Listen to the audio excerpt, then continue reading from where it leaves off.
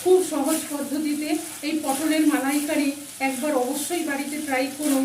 এটি খেতে ভীষণই সুস্বাদু হয় আর খুব চটজলদি তৈরি হয়ে যায়।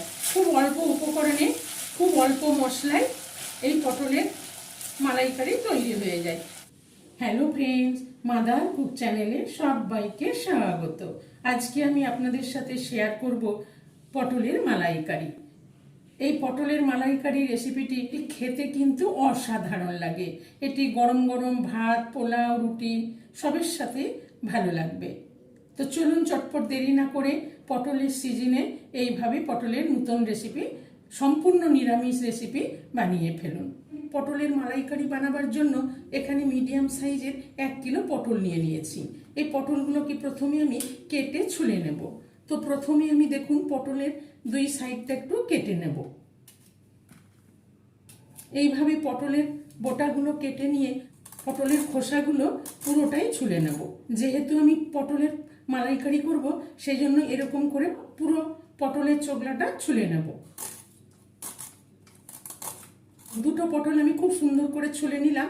এবার আমি দুদিক দিয়ে একটু করে চিড়ে নেব। এইভাবে সব পটলগুলো কেটে নেব। পুরো পটলের চোগলাগুলো ছুলে নিচ্ছি, নিয়ে মুখটা একটু চিড়ে আর গাগুলো একটু ফুটো ফুটো করে দিচ্ছি, যাতে করে মশলাটা ভালোভাবে পটলের মধ্যে ঢুকে যায়। আর পটলের মালাইকারি বানাবার জন্য দেখুন অবশ্যই করে নারকেল লাগবে। এখানে আমি 1 কাপ নারকেল কোরানো নিয়ে নিয়েছি। এই নারকেল কোরানোটা বেটে নেব। পটলগুলোকে প্রথমে ভেজে নেব, সেই জন্য গ্যাসে একটা কড়াই চাপিয়ে কিছুটা সর্ষের তেল দিয়ে দিলাম। তেলটা ভালো করে গরম করে নিলাম। এবার এখানে অল্প একটু হলুদ গুঁড়ো দিয়ে দেবো, দিয়ে সাথে সাথে পটলগুলো দিয়ে দেবো। হলুদ দিয়ে পটলগুলো দিয়ে তেলটা ছিটকে আসবে না। আর এখানে অল্প একটু লবণ দিয়ে দিলাম, দিয়ে পটলগুলোকে একটু ভালো করে ভেজে নেব। লবণ দিয়ে ভালো করে নেড়ে নিলাম, নিয়ে একটু ঢেকে দিলাম। ঢেকে ঢেকে পটলটাকে ভালো করে নরম করে ভাজা ভাজা করে নেব। ঢাকা দিয়ে দিয়ে আমি পটলগুলোকে, নরমও হয়ে গেছে, দেখুন কত সুন্দর নরম হয়ে গেছে আর কত সুন্দর ভাজা হয়ে গেছে। এবার আমি পটলগুলোকে উঠিয়ে নেব। কত সুন্দর করে পটলগুলোকে ভেজে নিলাম। এবার এর মধ্যে যে তেলটা আছে, তেলটা আমি একটা বাটিতে ঢেলে নেব। কেন কি পটল ভাজার তেল তো একটু কালো হয়ে যায়। তেলটাকে ঢেলে নিয়ে আবার এখানে আমি 2 টেবিল চামচ মতো সর্ষের তেল দিয়ে দিলাম।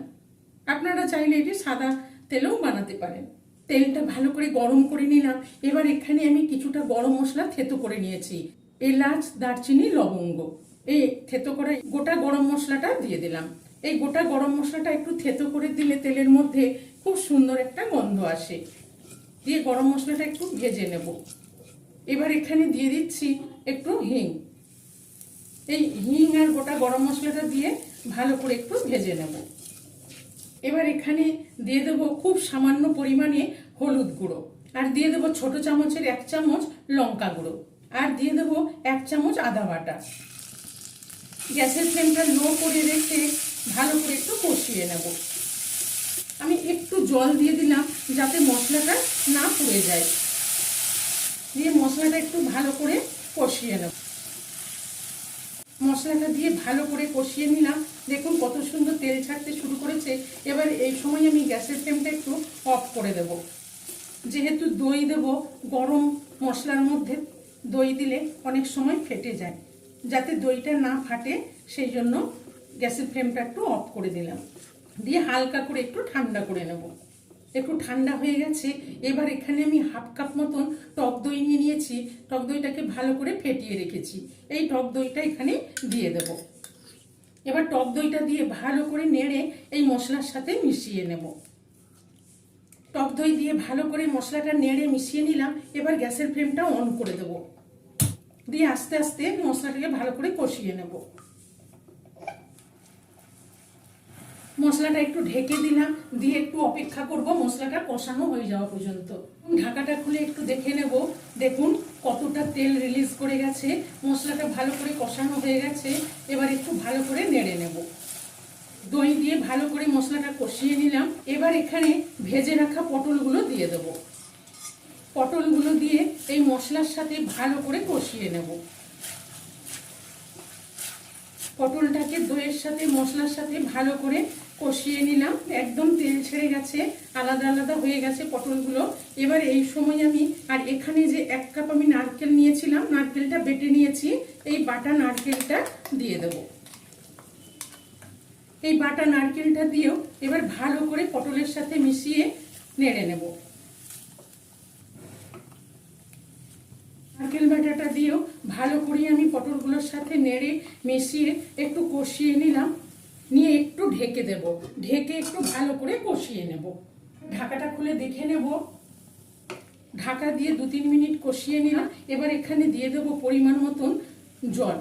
মিক্সির বাটিটা ধুয়ে একটু জল দিয়ে দিলাম।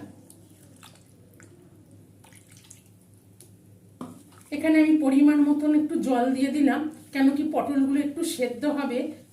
জল দিয়ে ভালো করে মিশিয়ে নিলাম। এবার এখানে দিয়ে দেবো স্বাদ মতন লবণ 1 চামচ, আর দিয়ে দেবো স্বাদ মতো চিনি। লবণ চিনিটা দিয়েও ভালো করে একটু নেড়ে মিশিয়ে নেব। লবণ চিনিটা দিয়ে ভালো করে নেড়ে মিশিয়ে নিলাম। এবার ঢাকা দিয়ে একটু ভালো করে ফুটিয়ে নেব। ঢাকা দিয়ে কিছুক্ষণ ফুটিয়ে নিলাম। এবার ঢাকাটা খুলে দেখে নেব। দেখুন বন্ধুরা, এত সুন্দর হয়েছে, আর ফুটে একদম গা মাখা মাখা হয়ে গেছে। এবার একটু ভালো করে নেড়ে নেব।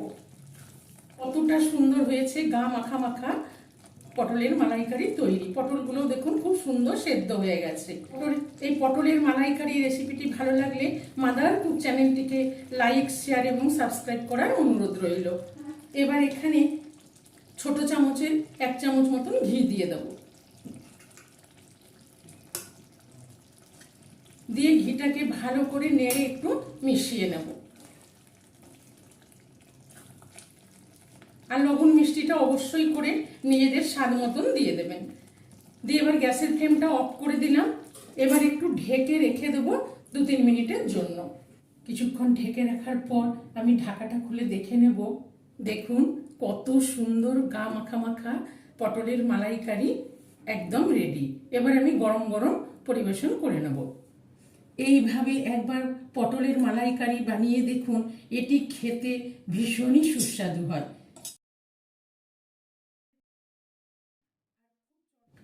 আমরা তো নানা রকমের পটলের রেসিপি খেয়েছি, বানিয়েছি, তবে এইভাবে একবার পটলের মালাইকারি রেসিপিটি বানিয়ে দেখুন, এটি খেতে ভীষণই সুস্বাদু হয়।